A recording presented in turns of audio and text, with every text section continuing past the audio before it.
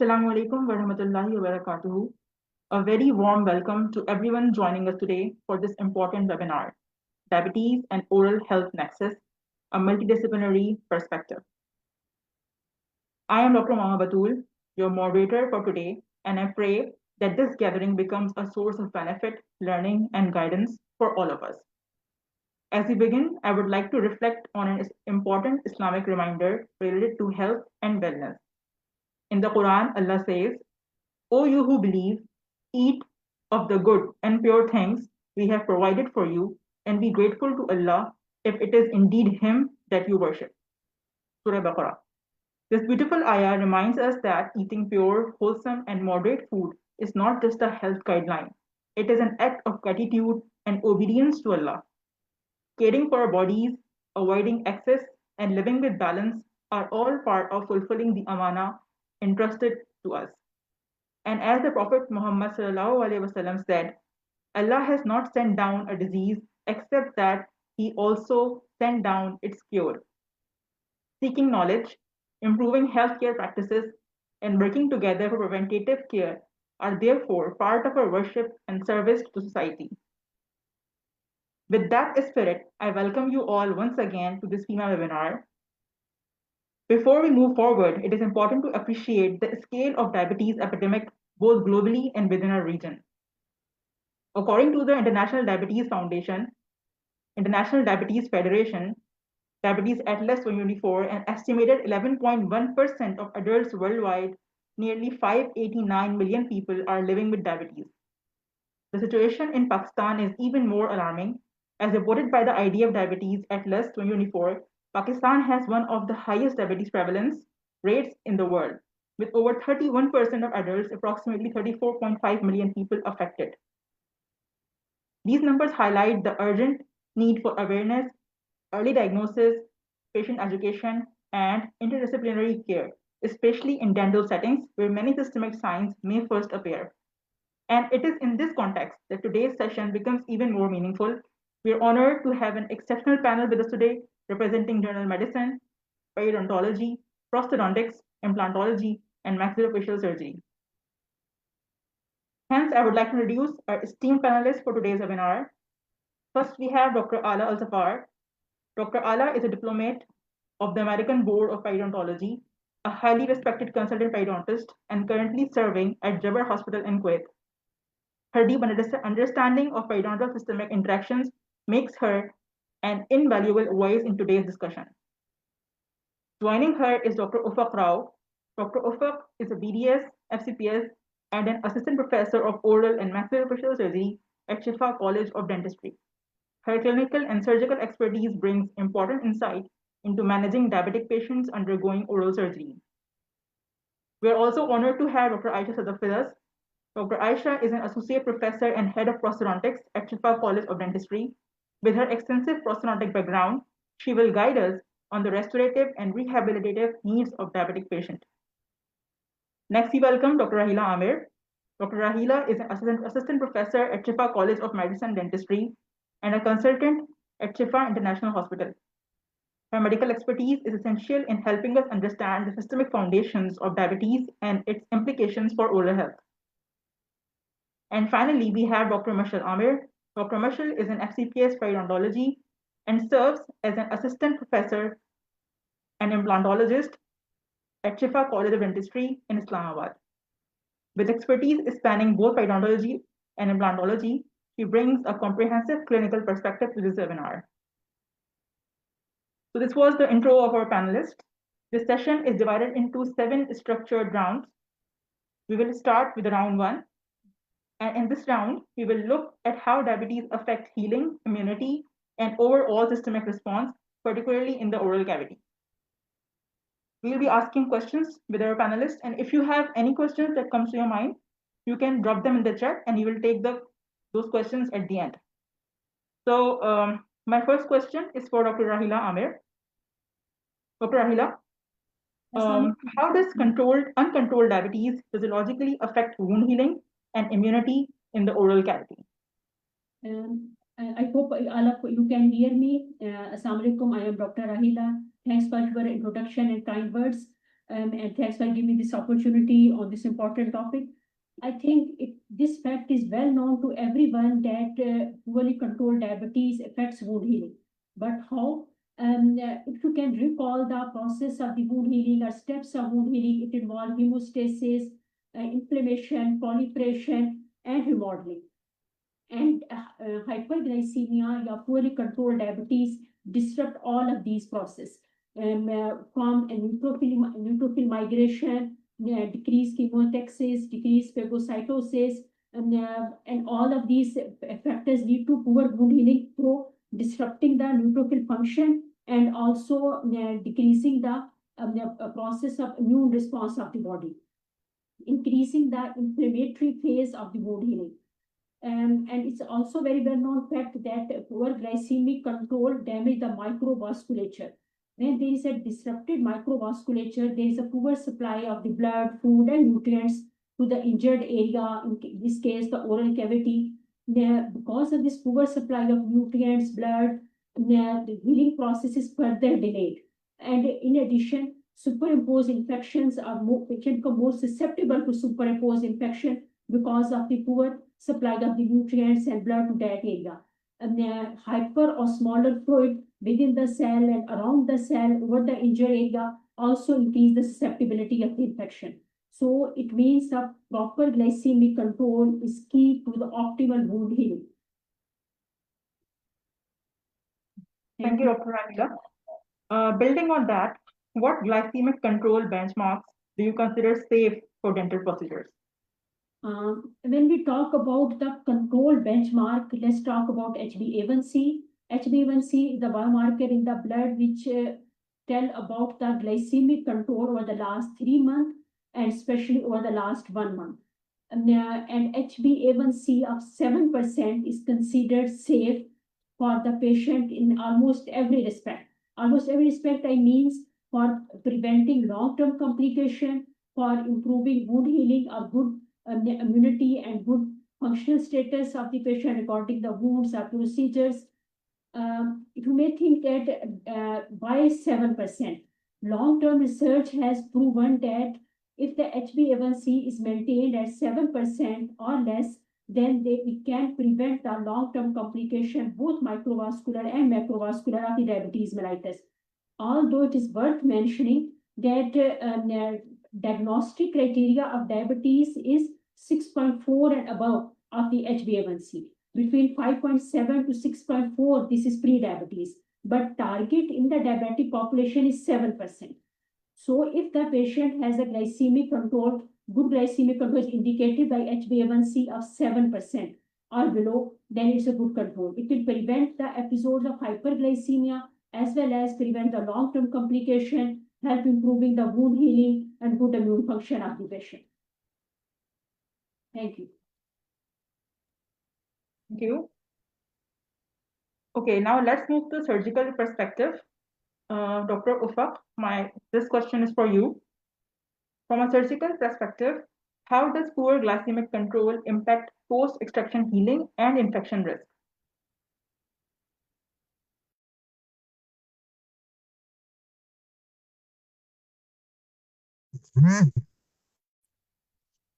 Assalamu alaikum, everyone, and thank you for giving me the opportunity to talk about this topic. As Dr. Rahila mentioned very well, how healing takes place and how poor glycemic control affects the healing. Like extraction socket is the same as any other wound in the body. So here I would like to discuss first the normal healing process. Wound healing phases. Like there is inflammatory phase, there's a proliferative phase, and there's a maturation phase. There is a cascade of steps which takes place during the healing of an extraction socket, which consists of hemostasis, organization of a clot, migration of leukocytes, and formation of fibrin layer. And there will be then collagen formation and angiogenesis. And there will be then a temporary scaffold, and that will provide a trabeculae for the osteoid bone. So this is a normal healing process, and what actually happened in diabetic patient is poor glycemic control predisposes to multiple complications which have been characterized as microvascular, macrovascular, and neuropathic deficiencies. Here, I would like to talk about more about microvascular deficiencies. In microvascular deficiencies, what actually happened in diabetic patients, there are changes in the capillaries, such as the basement membrane there's a thickening of basement membrane in diabetic patients.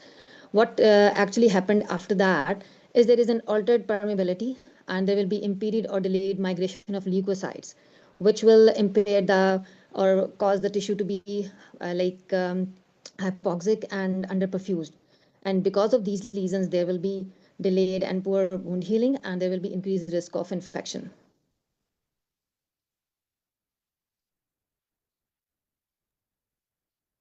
Thank you so much, Dr. Puck, for those insights. Okay, now let's move to something equally important, that is early detection of diabetes in dental settings. So we are moving towards a round two. That my next question is from Dr. Ala Al-Safar. The question is, how can dental professionals contribute to the early detection of undiagnosed diabetes through clinical indicators or chairside glucose testing? Dr. Ala. Hi, thank you so much for having me today. And I think that's a very important topic. So the easiest and the most common way to detect this is to ask patients through their medical history. So it's very important to ask patients for signs and symptoms such as the 3 Ps, polyphagia, polydipsia, and polydipsia, and then frequent urination as well. Sorry, I forgot the term. And then we have the if they have any unexplained weight loss, if they have any fatigue, blurred vision, slow healing after any cuts or sores, frequent infections, especially in the mouth. So we can ask these questions when the patient is in the chair. And then if the patient has any of that, or if we actually see any signs such as obesity, morbid obesity, if the patient reports any other symptoms such as hypercholesteremia, which can lead to metabolic syndrome. So if we suspect any metabolic syndrome, we should go ahead and test the person chair side. So we can get a glucometer, and then we can do a random blood glucose test. And if it's over 200 milligrams per deciliter, then I recommend referring to a doctor. And then also the doctor would do other blood tests such as the fasting blood glucose test, HbA1c, and others. So I think it's very important to know the signs of diabetes, and then refer the patient whenever you can detect them as early as possible. And this can delay, as the others said, the micro and macrovascular consequences of diabetes. Thank you. Can you hear me? Yeah, I can. Okay. Okay, Dr. Rahila, this question is for you. What practical advice would you give dentists who suspect undiagnosed diabetes during routine checkups?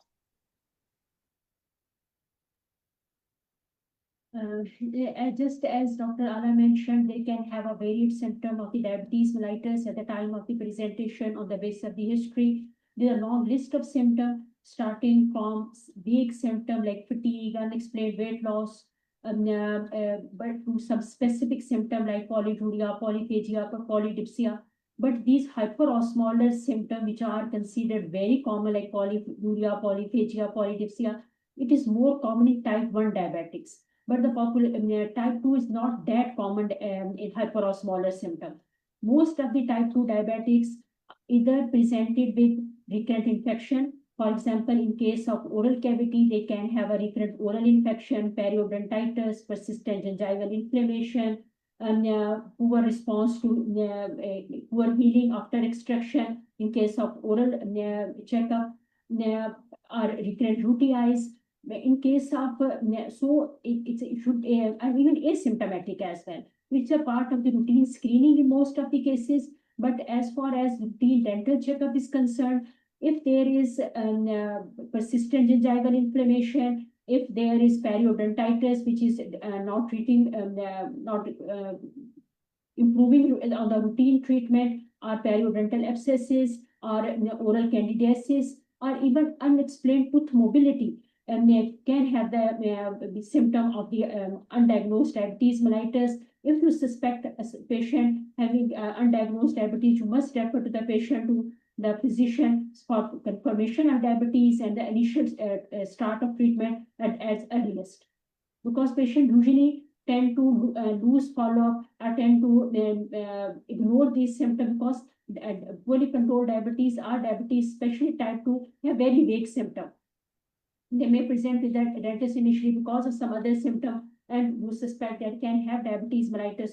So consult the patient and refer the patient as earliest. Thank you. So we also have, if we suspect the patient has a sedentary lifestyle, if the patients are of specific ethnic backgrounds, like in America, you have the Hispanics or the Latinos, and if the patient has family history in their family. So I would think if these are in the medical history, it's very important to screen the patient for diabetes before beginning any dental procedure. This is what I'm talking regarding the medical aspect of treating of early detection of diabetes. And like she said, for periodontal, that was perfectly explained for the periodontal aspect, and we'll discuss this in the other questions. Seeing bone loss and having sometimes even after you have bone loss, you'll have gum recession and then also sensitivity. So these might be, indirect consequences of periodontal disease. Very true. And this is because, as I also said, screening, most of the cases just for the screening purpose. So Dr. said very rightly that if you are going for the specific procedure, it is very safe to have the screening their blood sugars. Thank you. One question, it was not like part of our this question flow, but it's for you, Dr. Rahila and Dr. Ala, that kids also get diabetes, especially diabetes type 1. Do we see any specific set of signs and symptoms in children who have undiagnosed type 1 diabetes? Type 1 diabetes actually is not, is a have acute or subacute presentation rather than like type 2 diabetes, which may have the chronic presentation, vague symptom for long term. Type 1 diabetes as the complete destruction of all the islets cells of the insulin producing cell. So the symptoms started acutely or maximum subacutely. And then typical osmotic symptom like polyuria, polyphagia, polydipsia are more marked in type 1 diabetics. In addition, weight loss because insulin is an anabolic hormone. The increased catabolic state it creates a catabolic state, and the patient has marked weight loss, loss of appetite, polyphagia rather loss of appetite, but still marked weight loss.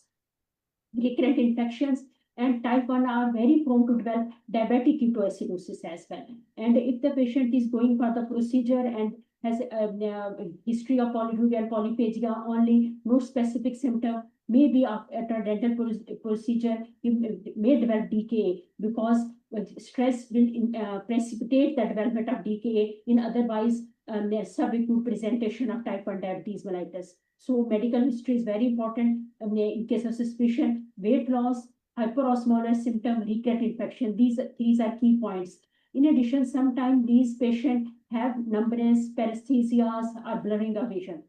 Unlike in type 2 diabetic, in which these symptoms like blurring or numbness, paresthesia are because of the microvascular complication. In this case, in type 1, these are mostly because of hyperosmolar fluid around the Schwann cells and within the vitreous chamber.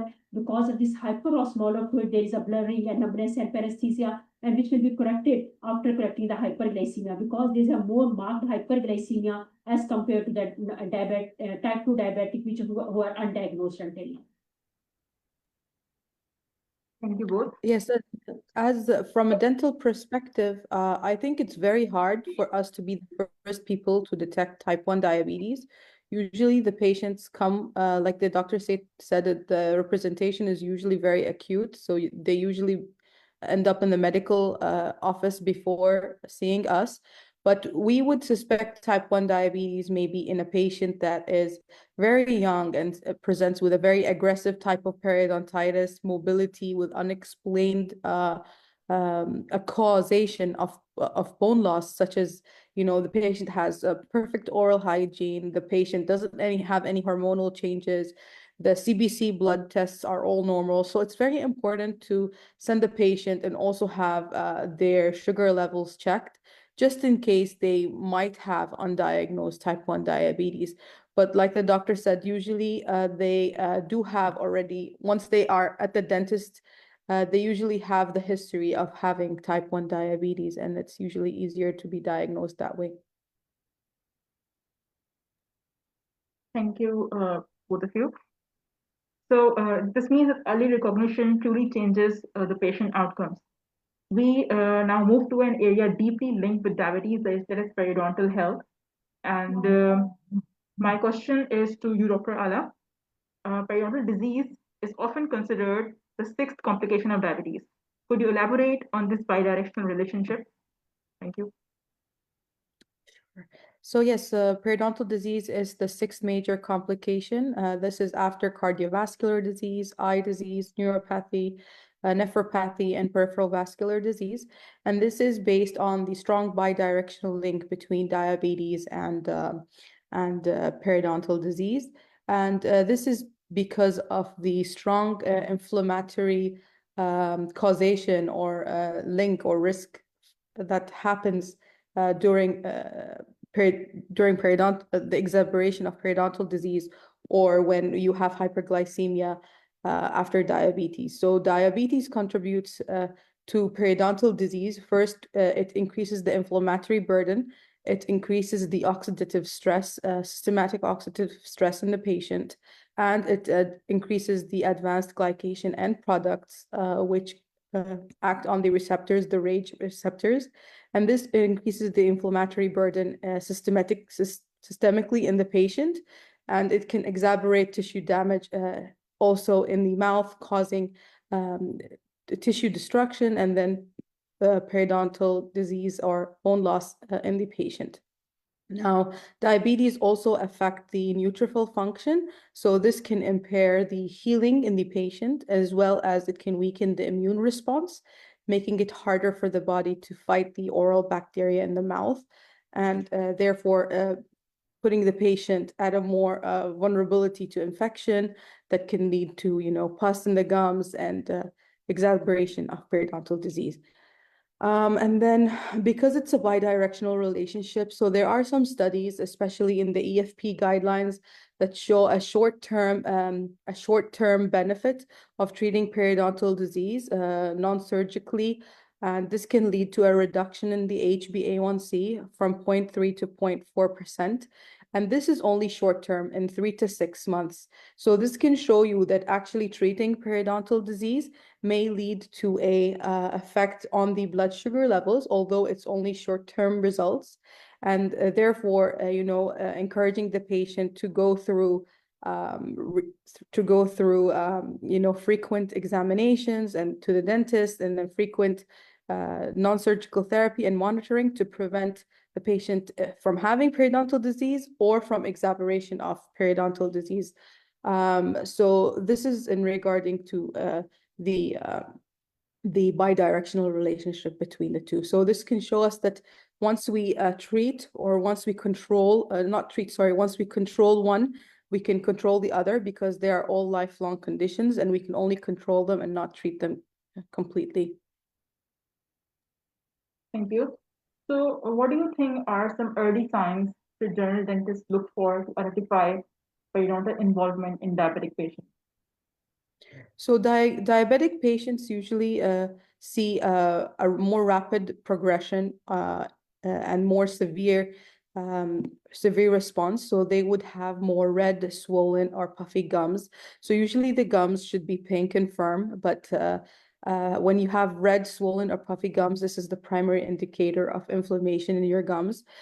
Bleeding gums is another one. So usually having bleeding gums, if we do periodontal charting, if it's more than 15 to 20%, this can be an early sign of gingivitis. And if it's more progressive, then also periodontitis. So we should really pay attention to these clinical indicators. And then having persistent or bad breath. So these patients may have halitosis. So we should always encourage them to brush and have good oral hygiene, as well as brush their tongues to prevent bacterial buildup along the gum line. And like I said previously, if they have progressive periodontal disease, this can lead to also exposure of the roots, which we know as gum recession, and this can make the teeth look longer, so it can cause aesthetic disturbance to the patient, and it can also lead to increased tooth sensitivity to hot and cold temperatures.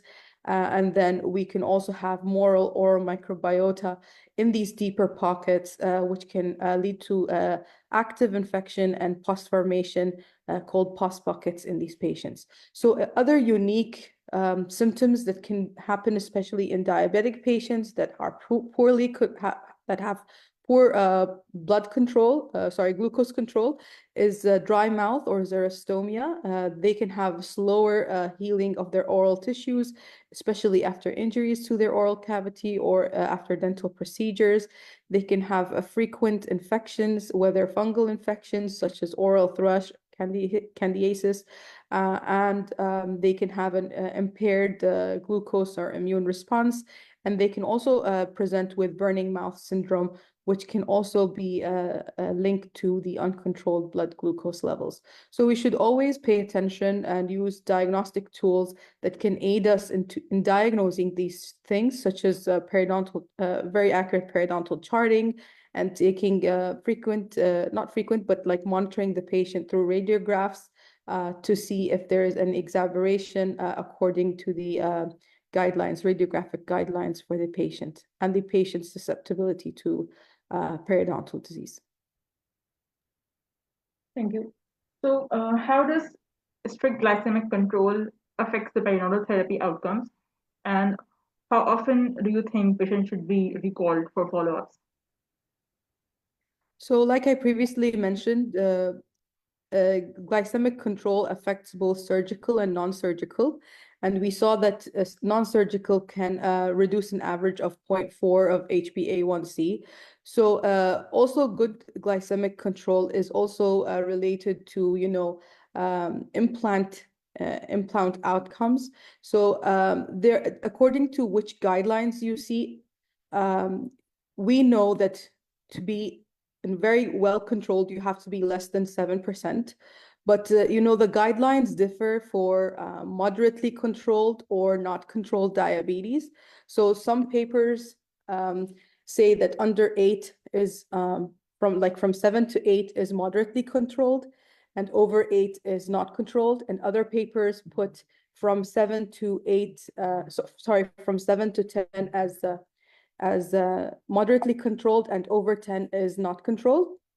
So I think that also affects the implant success rates in the patients. So having a strict glycemic control affects the disease severity and the progression of periodontal disease. Once you have a strict glycemic control, you have better healing and better response. Less risk of periodontal recurrence after you control the periodontal disease. Also decreased inflammation, fewer complications after surgery, and better surgical and non-surgical outcomes, such as better pocket depth reduction, better reduction in bleeding and probing, and et cetera, et cetera. So once we have the patient in good in controlled periodontal disease, then we can change the recall period that we usually call them for. So if the patient is uncontrolled, and if we want to monitor them for a longer time, we have to bring them every 3 to 4 months. But once we control the diabetes and control the periodontal disease, and the patient shows good oral hygiene, we can modify that and increase the periods between the visits. Thank you so much. My next question is from Dr. Marshall. Dr. Marshall, what do you think non-surgical periodontal therapy like scalings have any role in controlling the glycemic control of patients?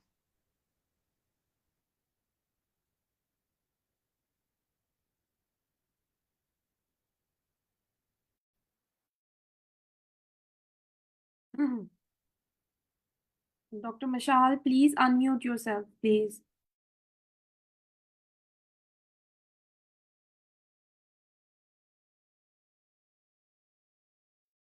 We can't hear you.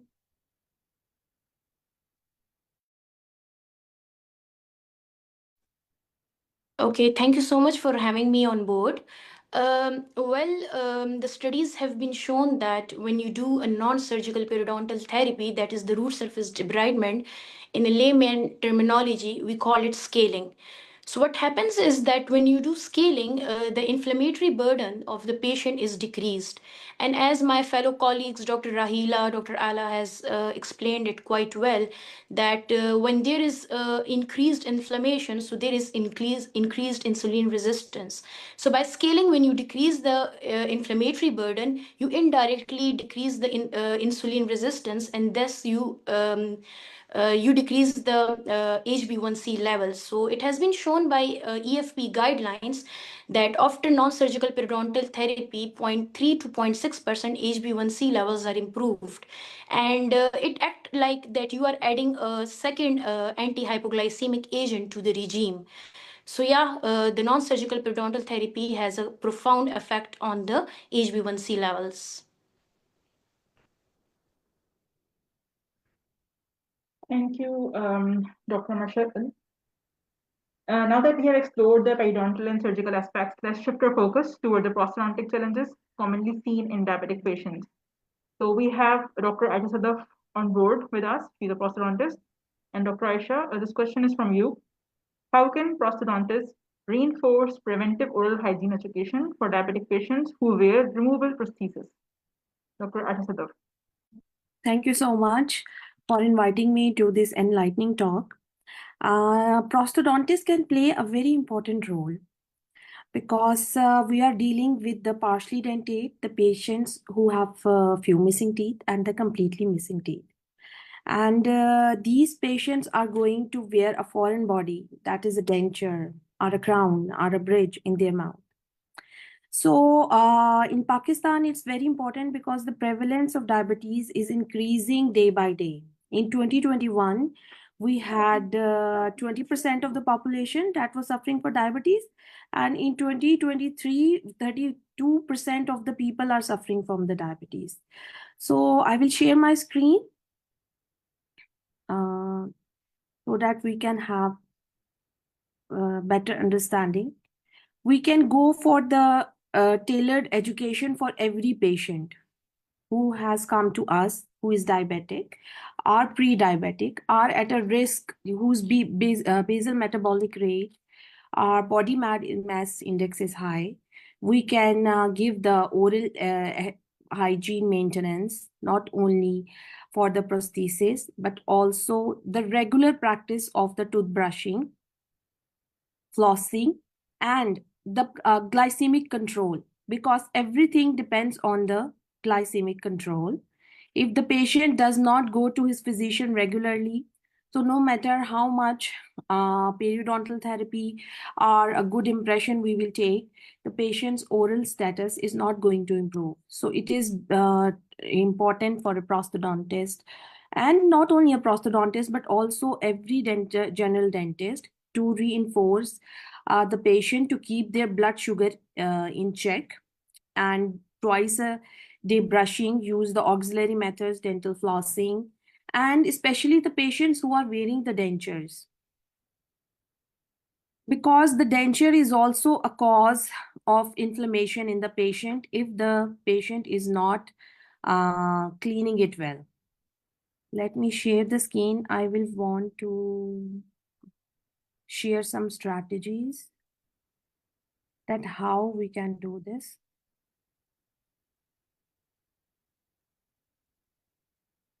Is it visible? Screen is visible? Yes, visible. Okay, especially in the denture patient, this is a denture cleanliness index. It is also in the British Dental Journal, that how can we reinforce the patient to clean his denture regularly. On the top left corner, you will see a denture which is visibly clean. But if we give this plaque disclosing agent to the patient and ask him to use it, you will see that purple area, that is all a plaque is there. And then we tell the patient hands-on exercise that how to clean this denture with a specific denture cleaning brush. And then we also use this exercise in our department also 1 year ago to for the patients whose denture hygiene was very bad. and they were diabetic, and they were suffering from the inflammation of the oral mucosa, denture stomatitis, and denture-related hyperplasia, to reinforce the importance of oral denture hygiene, especially in these patients. So then we show the patient that if they will clean the tissue surface of the denture, so how it mechanically with the help of the brush, it will improve. It will be more clean and there will be no plaque there. So we give follow up to the patient. So their ability to clean the denture improved after 1 or 2 weeks, and their mucosa healed very good, in a good state. And then we constructed the denture, a new denture for these patients. So we improved their denture bearing area like this. So in a denture bearing patient, like this is an edentulous patient, you can see the ridges, the well-developed ridges. But in the diabetic patient, especially who are not taking care of their glycemic control, there is increased bone resorption. So it will create complication for us to provide them a very good denture, which is supportive, retentive, and stable. So to avoid, and it also presents these further complications like angular cheilitis, candidiasis, fisher tongue, xerostomia, dry mouth. This not only complicates the procedure, but also is a cause of discomfort from the patient. So as my dear and knowledgeable colleague said, the first thing, and this is, it's a very common complication in diabetic patients, this denture related hyperplasia. And we see it so often in our department. The patients come to us, and due to the neuropathy in the diabetic patients, they are even not aware of the pain there. You can see in the picture, this is a so big lesion, but the patient was not aware of that. So and then we send back the patient to the physician. The patient was diabetic, and the patient didn't know. So for us, this is a big sign that the denture discomfort, that denture is denture irritation, hyperplasia, apellus fissuratum, candidiasis. These are frequent ulcerations. These are a very big sign for us that the patient glycemic control, because the patient usually say, Dr. Saab in Pakistan, no, I am taking the medicines. No, I'm taking, just make a denture for me. But I cannot work, I cannot make a good denture, good quality denture, adequate denture if the patient glycemic control is not good. Because mucosa is effective most, and also the periodontal health and the bone in partial dentate and edentulous patients. So the management, yes, the good glycemic control is very important. We have to refer the patient to get the hemoglobin A1C, to get the physician reports. We have to improve the denture bearing area by doing the tissue conditioning, by providing some materials that will improve the patient mucosa condition to bring it into a good, healthy status. So, and we also, regarding the prosthodontics, the timing of our treatment is also very important. For a diabetic patient, we give early appointments. We use the stress reduction protocol. We don't let our patients wait a lot, and we don't prolong their treatments, because these patients can easily go into the medical emergencies at the chair side if the waiting period is long, and the patient is coming in the morning and waiting for us till the noon or afternoon. So it's better to take care for that. Should I go further, or anyone else? Because I can speak a lot.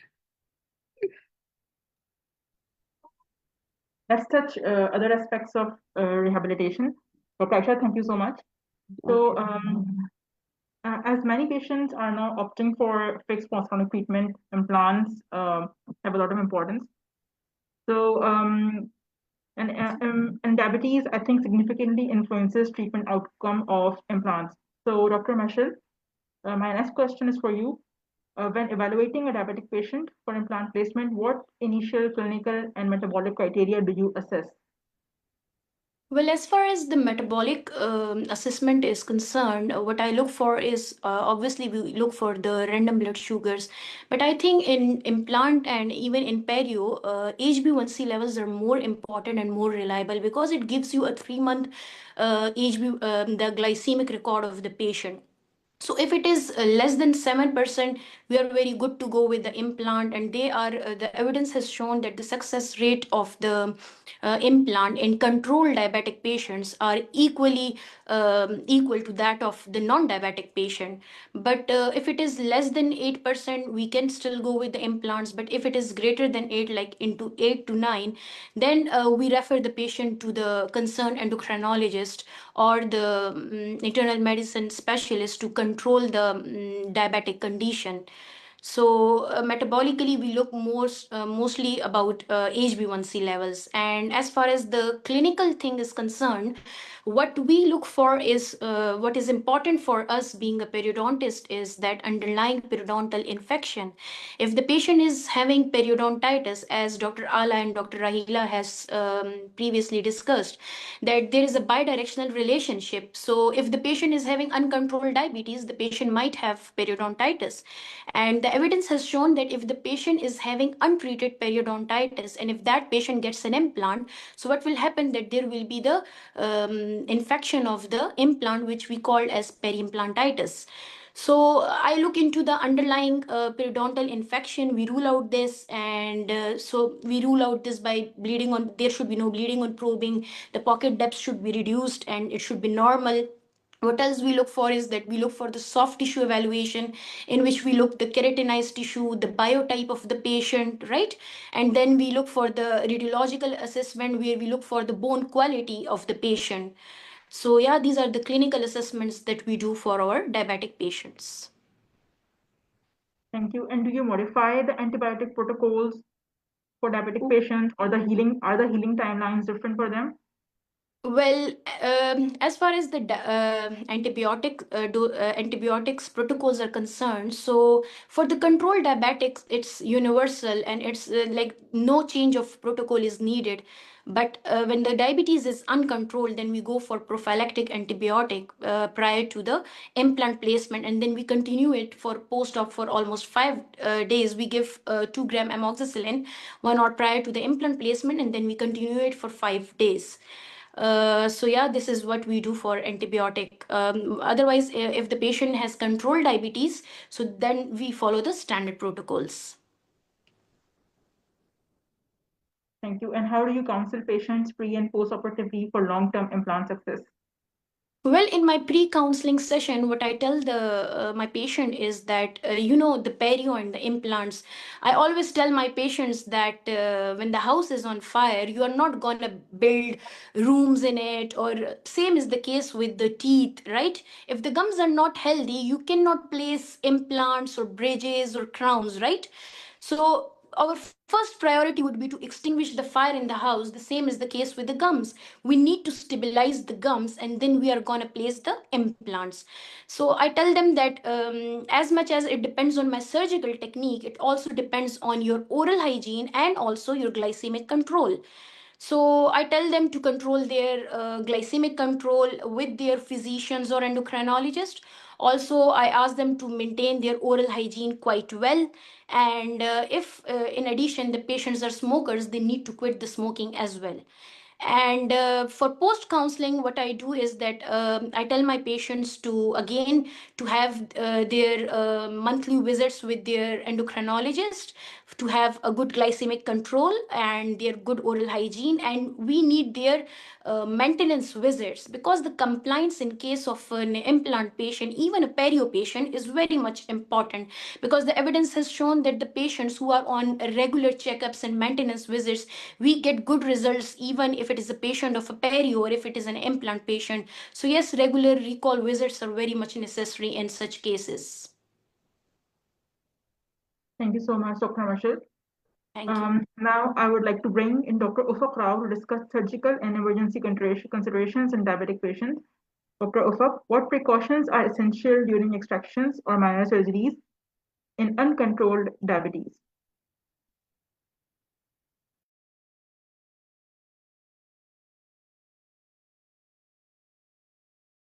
Dr. Ufaq Rao.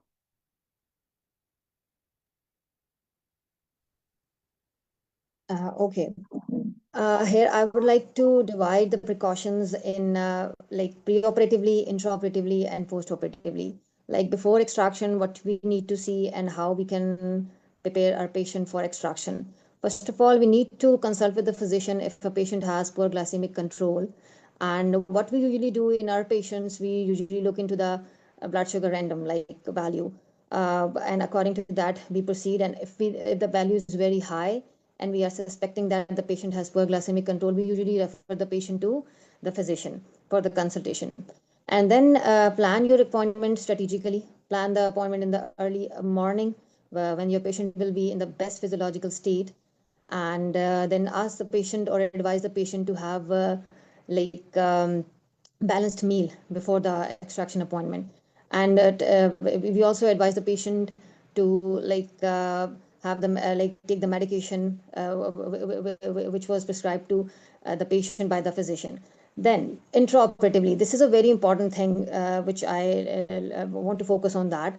Intraoperatively, what usually happen in diabetic patients, like when the blood sugar is high, the function of RBCs is impaired or the blood cells is impaired. When we do the extraction and the blood cells are impaired, they won't reach the extraction site because sugar, like the high blood sugar levels actually lead to impaired function of RBCs and make them harder to squeeze and pass through the capillaries to reach the extraction site, and hence they are failed to form the clot. And there will be increased chance of bleeding in that case. So in diabetic patients, always keep in mind and always tell the patient, then there will be increased chances of bleeding. So plan accordingly. And then I would suggest like after extraction, what you need to do, again, tell the patient that there should be intensive glycemic control after extraction. Otherwise, the wound healing will be impaired and there is more chances of infection. Then you can also advise the patient to to maintain good oral hygiene and manage the pain, and also advise the patient to take rest, which will boost the immune system, and healing will be like uncomplicated. Thank you. And in emergency cases like abscesses or cellulitis, what is your immediate management protocols? Okay, as the research has revealed that in diabetic patients, the infections are more aggressive. They reach the facial spaces, and such patients has longer hospital stay and have much more complications. So if we talk about odontogenic cellulitis and abscess, here I would like to tell or I would like to emphasize on like you need to differentiate between the cellulitis stage and the abscess stage.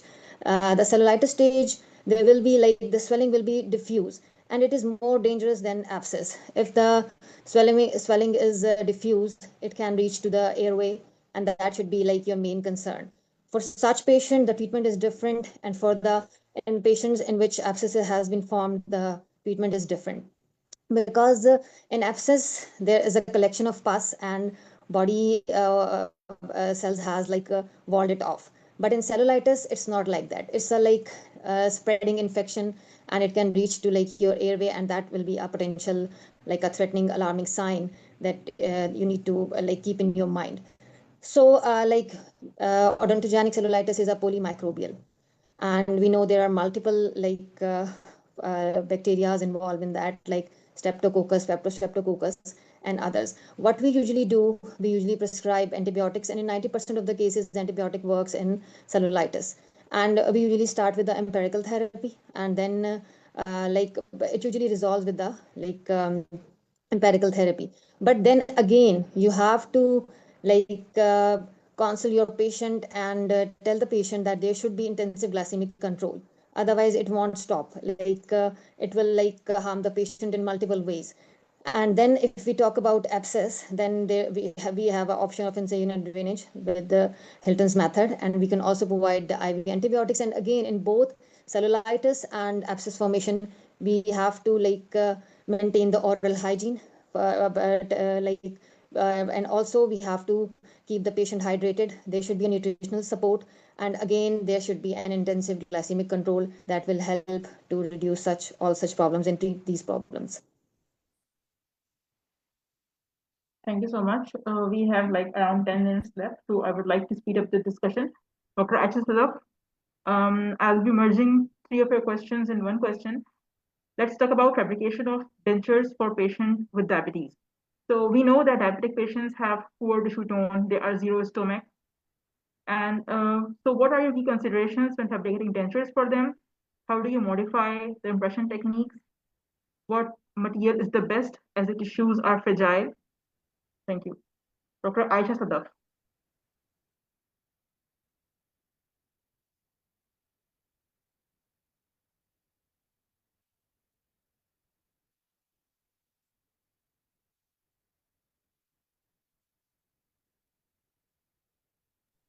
Dr. Aisha, please unmute yourself.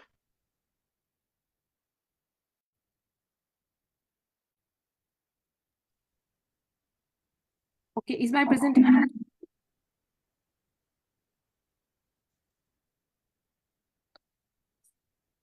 Yes, we can see. So I discussed the patient appointments time, and now in fabricating the denture for these patients, and we have to use the tissue-friendly materials.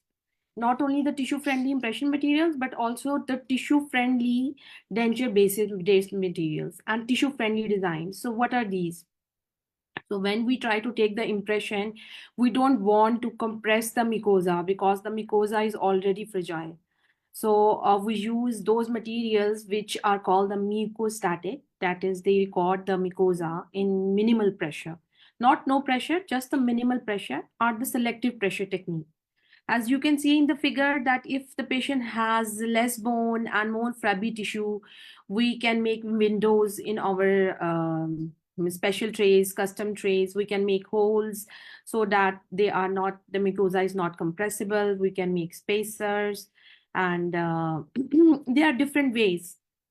But the key is that we don't use the mucocompressive materials or the materials that are not friendly with the mucosa. And what are these materials? Like zinc oxide eugenol. It sticks to the zero stomach and dry mouth, so we don't use it in the diabetic patients.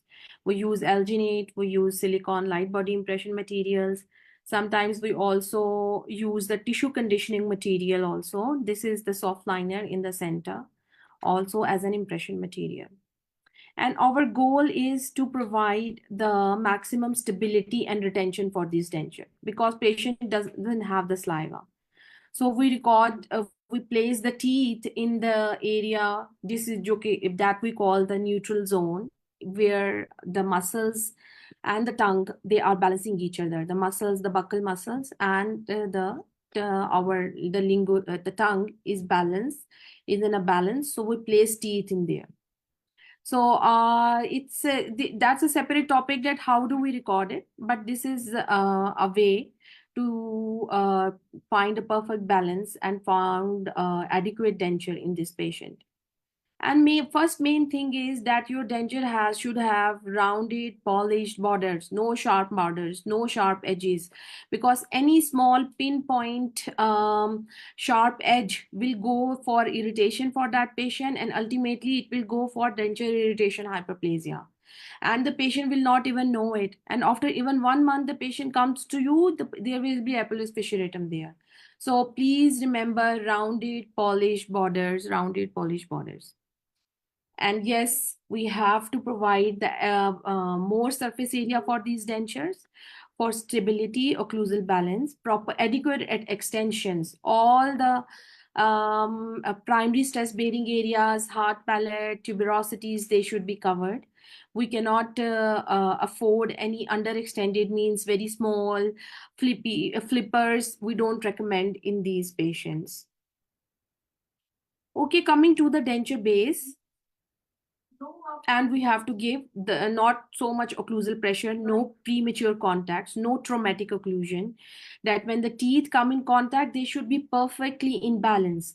They should not be putting extra forces on the fragile mucosa and the fragile bone, which is already prone to bone resorption. So what material should we use for denture base? Yes, you will be surprised. The still polymethyl methacrylate, heat cure acrylic is still the gold standard for these patients.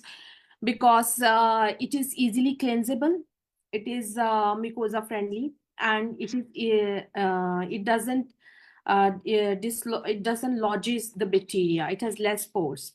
You can see in the corner that there is a material moloblast, and I have made it very small because we use it very rarely. It is a silicone based soft reliner, and some dentists are in the illusion, it's a myth, that it provides the cushioning effect and it is very comfortable to the patient, but it also lodges loads and loads of bacteria over time.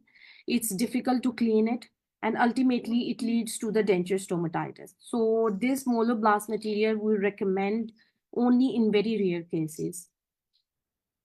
And yes, I cannot emphasize the importance of the denture hygiene, that please demonstrate your patients at the appointment of delivery, hands-on experience, how to clean the denture, mechanical cleaning, also chemical cleaning. Some denture cleansers are also available, and also provide the leaflets on which the instructions are written, because most of these patients are old and they forget how to clean the dentures.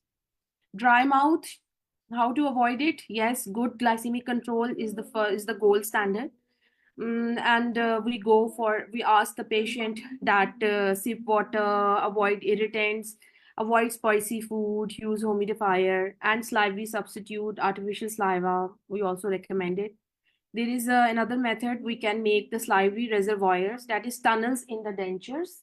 And these tunnels, we can place the artificial saliva, which releases slowly over time.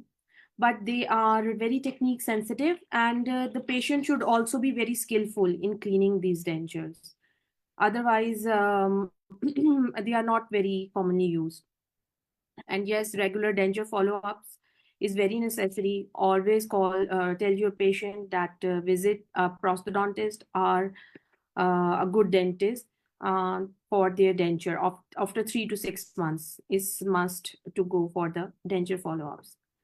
So thank you so much. Thank you, Dr. Aisha. I would like to ask a couple of important questions regarding drug safety in diabetic patients. Dr. Rahila Amir, this question is for you. Do diabetes medicines such as metformin or SGLT2 inhibitors affect oral health or healing in any way that dentists should know about? Also, are NSAIDs safe for diabetic patients? Metformin and SGLT2 inhibitors are very important, common and important medicine for diabetic patient, and it's very safe medicine if recommended properly. There are contraindication of these medicine. Obviously, these medicine are prescribed by the physician, and they should not already have screen for the any contraindication of these medicine, I believe. But as far as the oral manifestation of regarding the side effect of these medicine are concerned, then metformin can have two of the oral manifestation, like causing a metallic taste, a distaste in mouth. It also, prolonged use also causes vitamin B12 deficiency, which can lead to glossitis, burning mouth syndrome, type of the sensation. And because of the B12 deficiency, neuropathic type of pain can also occur. And SGLT2 inhibitor like empagliflozin, dapagliflozin, they work by causing osmotic diuresis. So decrease the intravascular volume, which can lead to xerostomia. Xerostomia, a dry mouth, which in turn dental wet xerostomia can lead to the oral cavity, increased caries or other complication like that, even including candidiasis. But as far as healing is concerned, actually these drugs does not delay the healing, rather it is hyperglycemia, poor control, which delay the healing, not these drugs. But metformin, if the patient is in frank sepsis because of infection, usually dental problem does not lead to frank sepsis, that bug or grow in blood culture, in the, especially the blood cultural blood, then metformin should be avoided because it can lead to lactic acidosis, and sepsis also lead to lactic acidosis. Sepsis, even if the patient already taking hold metformin and put patient on some other medicine, or refer to the physician, actually would be better choice. Thank you so much. So now as we move into our final round, we focus on something essential for diabetic patient safety, that is effective coordination between dentists and physicians. So Dr. Rahila, how do you recommend dentists coordinate patient management with physicians for elective procedures like implants and extractions? And what are the red flags that should prompt an immediate medical referral?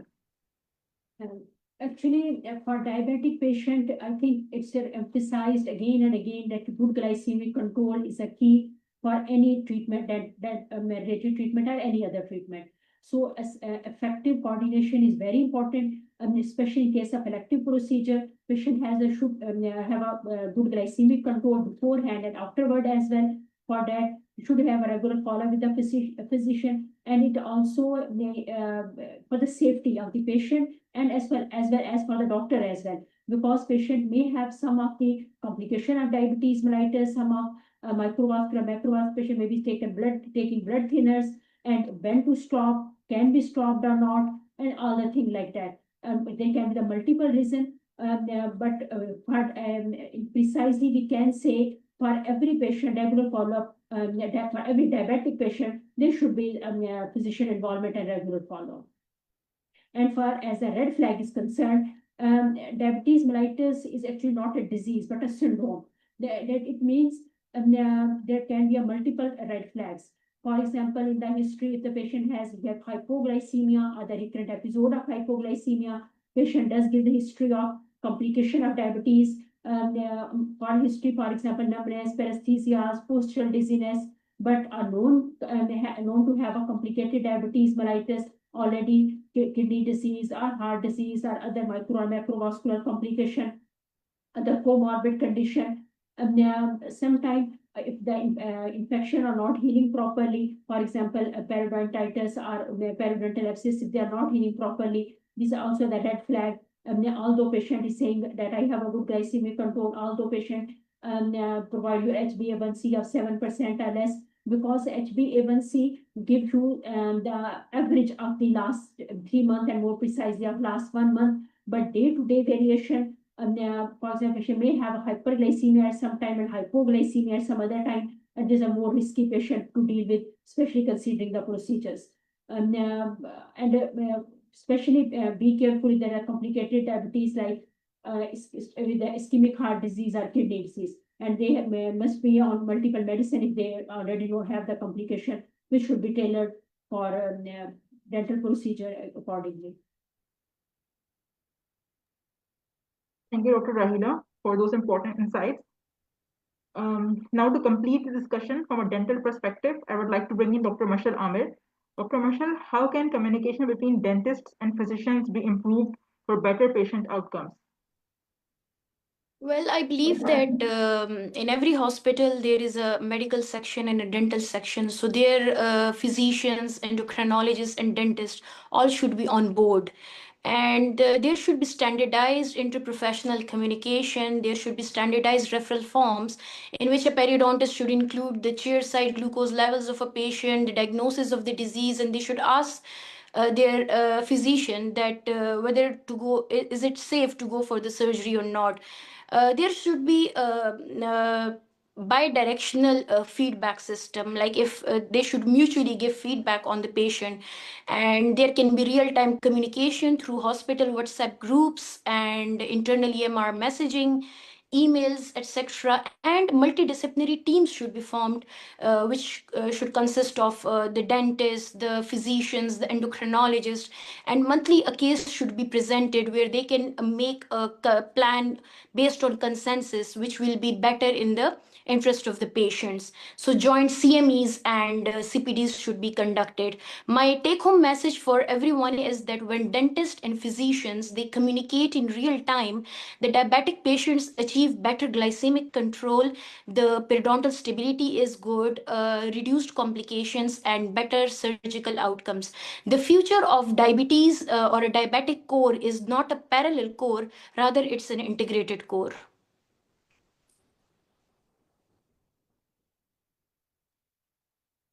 Thank you so much, Dr. Mashal, for that excellent closing insight. So I think with this final perspective from implantology, we have now explored the topic from every clinical angle, like medicine, periodontology, surgery, prosthodontics, and implants. And we are done with the questions, but we have a few questions from our attendees. So if you haven't already, please feel free to drop your question in the chat. In the meanwhile, I will take the questions that we have already received. We will take a few of them now, and any questions that remain unanswered will be discussed with our panelists and shared later in our WhatsApp group for everyone's benefit. So Bilal Akbar on FB has asked, Dr. Ufaq, this question is for you. Can diabetes affect clot formation after extraction? Dr. Ufaq. Can you please repeat the question? The question is,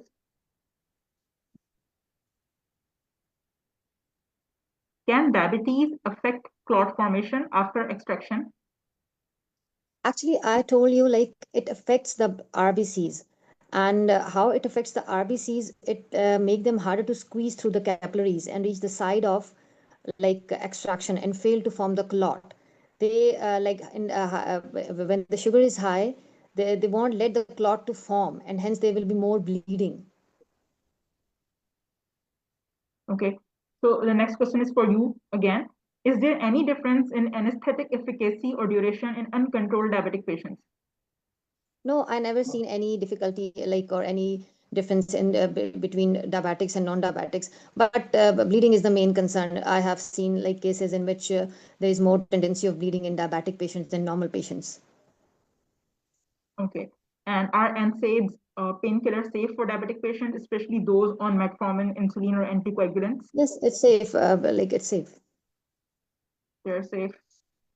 I have to comment. I comment on this. Actually, we did not say and said safe in any patient. Although, Dr. Fakra rightly said that for diabetic patients, there's not much difference until unless they already have diabetic nephropathy. They have no interaction with metformin, insulin, or anticoagulants. But NSAIDs should be avoided in almost every patient. Not long-term use is not recommended. On and off, obviously, or few days is safe, not for long. And for diabetic patient who already has diabetic nephropathy, it should be avoided further. And yes, we usually provide like NSAIDs for 3 to 5 days to relieve the post-operative pain, not more than that. Okay. Thank you so much. Are there any more questions? Okay, any correlation of implant failure with poor diabetes status? Dr. Mashal? Yes, there is a yes, Yeah. many studies and meta-analysis and systemic reviews have been done that if the diabetic control is not good, so you will end up with the implant failure, because you know that in uncontrolled diabetes, Dr. Rahila has told the mechanism quite well, Dr. Ala, that what happens that there is the angiogenesis is effective and everything is affected. So when you will place the implant, the osseointegration will not be good. There will be diffuse perfusion of the blood. So we don't place implants in an uncontrolled diabetic patient. First go for the control of the diabetes and then you can go for an implant. Never go for an implant placement in uncontrolled diabetes. It will be a risk and you will end up with a complication. Okay. Dr. Ufaq, the next question is for you. For uncontrolled diabetics, what procedures would you delay and which urgent ones should still be done immediately? Okay, for the uncontrolled diabetes, like I told earlier, like cellulitis or abscess, like if a facial space infection and you are suspecting it will like go deeper into the deeper tissues, and it can like reach to your airway. These are your main concern. Then you need to do the procedure immediately. And for the elective procedure, if the patient glycemic control is not appropriate, which is required, then you can defer the procedure and you can refer the patient to the physician and then plan accordingly.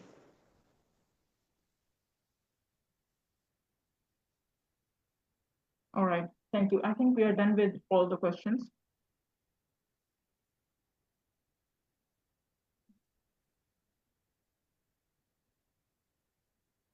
Yes. So I want to sincerely thank each of our distinguished speakers, Dr. Rahila Amir, Dr. Ala Al-Safar, Dr. Mashal Amir, Dr. Aisha Sadaf, and Dr. Ufaq Rao for giving us your time and sharing your clinical wisdom with such clarity. Thank you very much. And your contribution today have beautifully demonstrated that managing diabetes is not the responsibility of one specialty alone. It requires a team effort, physician, dentist, surgeons, periodontist, prosthodontist, and of course, the educated patients. This way together, we can prevent complications, improve outcomes, and enhance the quality of life for every diabetic patient we see. So before we close, I would like to share a short Islamic reflection that ties everything together. Islam teaches us that our body is a trust. It's an amana from Allah subhanahu wa ta'ala. And the Prophet Muhammad said, your body has a right over you.